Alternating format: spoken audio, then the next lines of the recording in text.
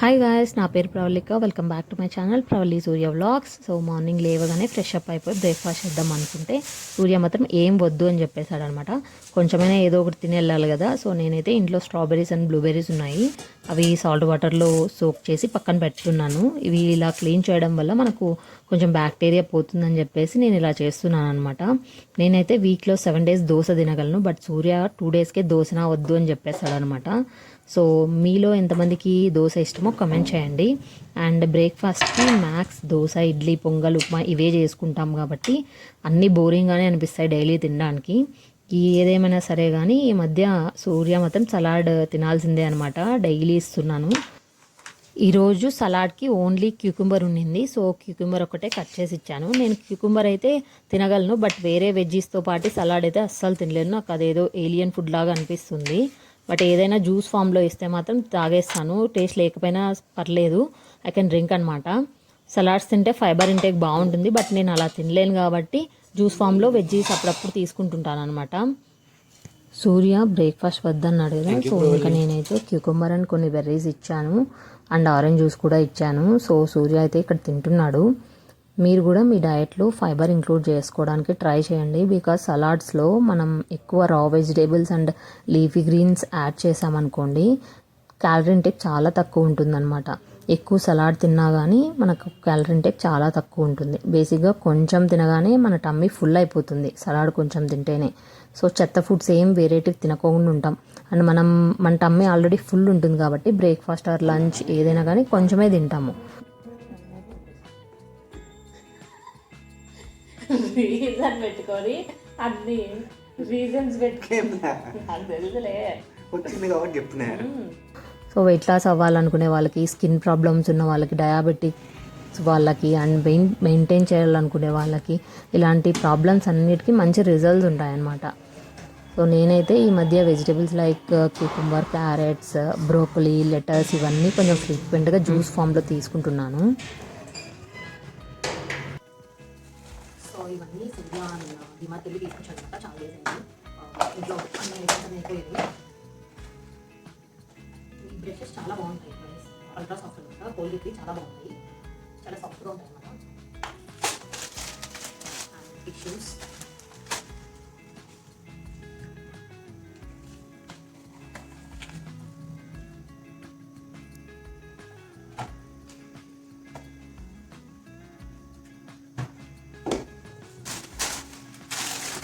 డిమార్ట్ వెళ్ళినప్పుడు పాప్కార్న్ అయితే కంపల్సరీ తీసుకుంటాము.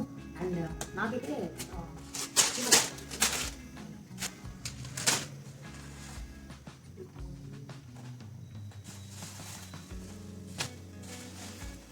అందుకని క్లాస్ అనమాట.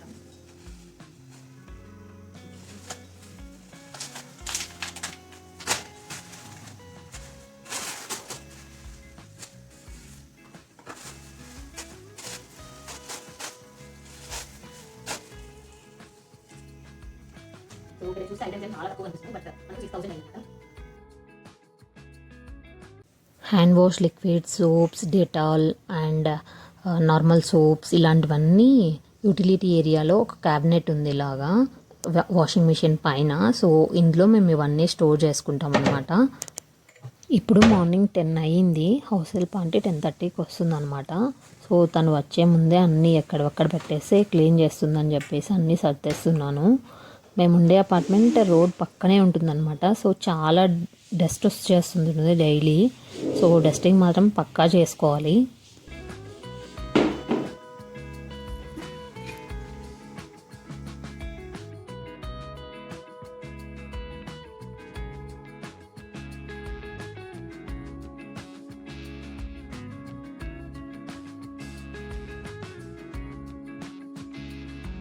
ఇలా రోజ్ ఫ్లవర్ అండ్ కొన్ని చామంతీస్ అయితే వచ్చాయి, బాల్కనీలో పెట్టాను అన్నమాట ఇవి. అండ్ నేనైతే ఇక్కడ బెడ్రూమ్ అంతా సర్దేస్తున్నా, ఆంటీ వచ్చే ముందే క్లీన్ చేయాలని చెప్పా కదా. సో ఇలా క్లీన్ చేసేస్తే మనకు తర్వాత డస్ట్ ఏమి ఉండదు. సో నేనైతే అంతా క్లీన్ చేసేసి ఆంటీ వచ్చే ముందే మొత్తం సర్దేస్తాను డైలీ.